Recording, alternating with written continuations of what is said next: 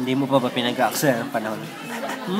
Hindi mo pa ba pinag-aaksaya ng panahon yung ganang putik na yan? Nakapanahonan ko mga ganyan. Wag mo loko yung sarili mo, tol. Hindi pinag-aaksaya yung babaeng yun. Pag, kasi tol, wala kang pakinabang dahil malayo. Bakit dito naman? ka mag-focus sa mga nandito na... Bakit? May naging chicks ka na ba? Ha? Naging chicks ka na ba? Saan? Dito. Eh, hindi naman ako naghahanap eh. Putik talaga. Kala mo lang may mahahanap ka. Ay, yun lang. Doon ka nagkamali. Kung ginusto ko. Naputik.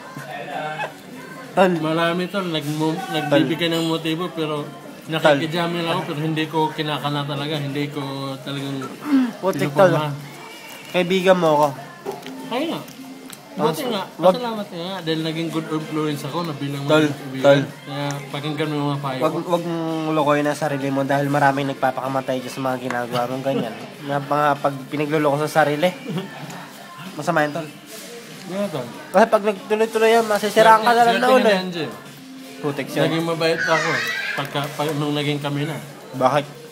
Hindi ko nang makuha mang loko pa tol. Ayaw ko mas kasira ng ano.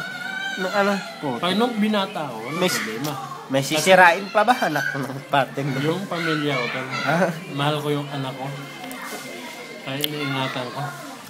Ay bakit nung minsan nagpunta tayo dito sinasabi mo kinikindatan ka pa ng babae?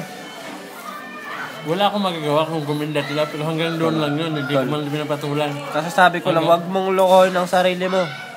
Hanggang joke lang ako. Hanggang ano lang pero hindi na ako kumakana. Paano mo naman kakanain kung ayaw naman sa'yo ng patay? Power ito, power. Tol, yung ano, nasa sex appeal yan. Tingin ko naman sa'yo, wala ka naman sex appeal, tol. Ay pote, kung yun lang pag-uusapan, anong silbi mo? Opo, ano nasabi ko sa'yo, tol?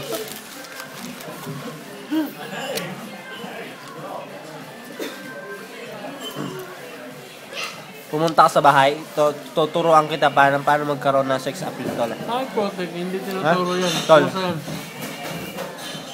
Alam ko, wala kang sex appeal kahit one, negative ka pa rin. Pote, nag-video ka lang naman, niloloko mo.